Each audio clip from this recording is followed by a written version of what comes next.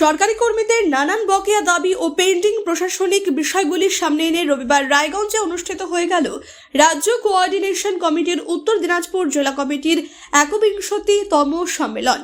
রায়গঞ্জের অরবিন্দ ভবনের সভাকক্ষে সকাল থেকেই জমায়েত হন জেলার বিভিন্ন প্রান্ত থেকে আসা কর্মী, সদস্য ও সংগঠনের নেতৃত্ব। সম্মেলনের আগে শহর পরিক্রমা করে অনুষ্ঠিত হয় একটি সুসংহত পদযাত্রা, যেখানে ব্যানার, ফ্লেক্স, স্লোগানে মুখরিত হয় রায়গঞ্জের প্রধান রাস্তাগুলি। পদযাত্রা শেষে অরবিন্দ ভবনে শুরু হয় মূল সম্মেলন পর্ব। সভাপতিত্বে ছিলেন জেলা কমিটির নেতৃত্ব। প্রধান বক্তা হিসেবে উপস্থিত ছিলেন রাজ্য কোঅর্ডিনেশন কমিটির কেন্দ্রীয় সম্পাদক মণ্ডলের সদস্য বাবলু কুমার ঘোষ। তিনি বর্তমান কর্মচারী আন্দোলনের প্রাসঙ্গিকতা, সরকারের প্রতি বকেয়া দাবিগুলির বিষয়ে তার বক্তব্যে একাধিক গুরুত্বপূর্ণ দিক তুলে ধরেন। বাবলু জানান, রাজ্যের প্রত্যেকটি জেলা কমিটির সম্মেলন পর্ব শেষ হওয়ার পর আগামী 10 থেকে 12 জানুয়ারি রাজ্য সম্মেলন অনুষ্ঠিত হবে নদিয়ার কৃষ্ণনগরে। সেখানে সার্বিক কর্মসূচির রূপরেখা তৈরি করা হবে। সরকারের দৃষ্টি আকর্ষণ করতেই আমাদের এই সাংগঠনিক শক্তি বৃদ্ধির উদ্যোগ। এদিনের সম্মেলনে সরকারি কর্মীদের দীর্ঘদিনের দাবির তালিকা আবারও জোরালোভাবে সামনে আসে। ঠিক কি কি দাবি রয়েছে তাদের শুনে নেব। আমি বাবলু কুমার ঘোষ, রাজ্য কোঅর্ডিনেশন কমিটির কেন্দ্রীয় সম্পাদক মণ্ডলীর সদস্য। আজকে এখানে আসার কি কারণ? আমাদের রাজ্য কোঅর্ডিনেশন কমিটির এবছর হচ্ছে সম্মেলনের বছর। ইতিমধ্যে বিভিন্ন জেলা সম্মেলন, যেমন আজকে উত্তর দিনাজপুর জেলা সম্মেলন হচ্ছে, বিভিন্ন জেলা সম্মেলন, ব্লক সম্মেলনগুলো আমরা করে এসেছি, মহকুমা সম্মেলন করে এসেছি। আজকে এই উত্তর দিনাজপুর জেলা সম্মেলন। পরবর্তীকালে এই সম্মেলনগুলো হয়ে গেলেই আমরা রাজ্য কোঅর্ডিনেশন কমিটির যে একবিংশতিতম রাজ্য সম্মেলন কৃষ্ণনগর শহরে অনুষ্ঠিত হবে নদিয়া জেলার 10 থেকে 12 জানুয়ারি। সেই জেলা রাজ্য সম্মেলনের পূর্বে আজকে জেলা সম্মেলন আমরা উপস্থিত হয়েছি এবং সেই উপলক্ষে আমি এখানে এসেছি। এই জেলা সম্মেলনের বিশেষ কি আপনাদের দাবি দেওয়া থাকছে? আমরা রাজ্য সরকারি কর্মচারীদের সংগঠন রাজ্য কোঅর্ডিনেশন কমিটি। আমাদের রাজ্য সরকারি কর্মচারীদের বিভিন্ন দাবি দেওয়া থাকে। একজন রাজ্য সরকারি কর্মচারী হিসেবে যেমন প্রতি বছর তার প্রাপ্য ডিএ পাওয়া, তার প্রতি 10 বছর অন্তর যে বেতন কমিশন হওয়া, কেন্দ্রীয় সরকার করার পর বেতন কমিশন হওয়া, এটা যেমন থাকে, তার সাথে সাথে আজকের দিনে দাঁড়িয়ে যে দাবিগুলো আরো প্রকট হচ্ছে যে আমরা সরকারি দপ্তরে দিনে দিনে স্থায়ী পদ শূন্য হচ্ছে।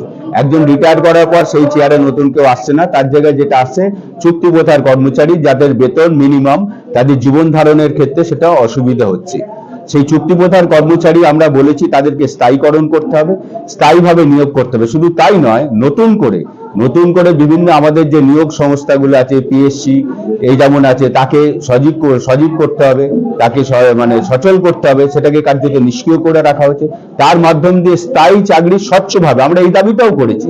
এখন দেখছি চাকরি যেভাবে চুরি হচ্ছে, বিভিন্নভাবে যে বালি চুরি, বিভিন্ন জায়গায় চুরি হচ্ছে, এই সরকার যে লুটের রাজত্ব, তার সাথে চাকরি চুরিটাও একটা মারাত্মক পর্যায়ে পৌঁছে গেছেন। দেখেছেন মাস্টারমশাইদের যে চাকরি, যারা যোগ্য প্রার্থী তারা রাস্তায় বসে, যারা অযোগ্য তারা সাদা খাতা জমা দিয়েছে, তারা আজকে বিভিন্নভাবে মাস্টারমশাই হচ্ছেন। এটা একটা আশঙ্কার কারণ। যেমন স্থায়ী যারা শিক্ষক হচ্ছেন না, তারা অযোগ্য শিক্ষক, তেমন এই অযোগ্য শিক্ষক যখন আমাদের ভবিষ্যৎ প্রজন্মে তারা লেখাপড়ার দায়িত্ব নেবে, তাহলে তাদের লেখাপড়াটা কোন পর্যায়ে পৌঁছবে, এই একটা আশঙ্কার মধ্যে আছে। আমরা জেলা সম্মেলন আলোচনা করব। আজকের দিনে দাঁড়িয়ে আমরা মনে করি যে আমরা সরকারি কর্মচারী একটা দ্বীপের মধ্যে থাকি না, আমরা থাকি সমাজের মধ্যে। অর্থাৎ সমাজের প্রত্যেকটা মানুষের, কৃষক, শ্রমিক, আজকে বিভিন্ন সাধারণ মানুষ, ছাত্র, যুব, তাদের প্রত্যেকে আজকে ধরুন লেখাপড়ার বিষয়টা উঠে গেছে। সরকারি যে কেন্দ্রীয় সরকার যে নয়া শিক্ষা ব্যবস্থা এনেছে, তার মধ্যে দিয়ে কার্যত সরকারি শিক্ষা ব্যবস্থা থাকবে না। এর ফলে কি হবে, সাধারণ প্রান্তিক মানুষ, হয়তো যাদের পয়সা আছে তারা অন্য জায়গায় পয়সা দিয়ে পড়তে, কিন্তু সাধারণ প্রান্তিক মানুষের ছেলে মেয়েদের লেখাপড়ার অধিকার থেকে বিচ্ছিন্ন হবে, বিযুক্ত হবে। এবং স্বাস্থ্য ক্ষেত্রের যে সমস্ত দেখছি আজকে বেসরকারি কর্পোরেট হাসপাতাল যে রমরমা, অথচ সরকারি হাসপাতালগুলো ঢুকছে, ব্লক থেকে শুরু করে সেগুলো যদি ঠিকঠাক না হয়, সেগুলো যদি চিকিৎসা না হয়, তাহলে সাধারণ মানুষের চিকিৎসা করতে হবে। অর্থাৎ এই সব স্বাস্থ্য, শিক্ষা, সমস্ত বিষয়টাই আজকে আক্রান্ত। এবং সমগ্র আজকে যেটা এনেছে, মানুষ যেটাকে তার রোজগারের যে 8 ঘন্টার যে রোজ ছিল, সেটা আজকে 12 ঘন্টায় তাদের সেই একই মজুরি পেতে হচ্ছে। অথচ দেখছি মালিকের মুনাফা দিনে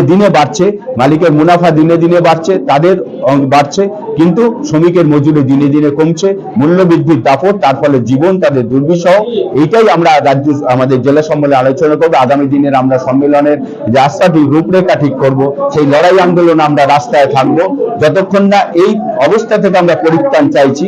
আগামী 2026 সালের বিধানসভা নির্বাচন, সেই নির্বাচনেও এমন একটা নিয়োগকর্তা, এমন একটা সরকার তৈরি হোক যাতে সাধারণ মানুষের এই সমস্ত বিষয়গুলোকে তারা উপশম করে।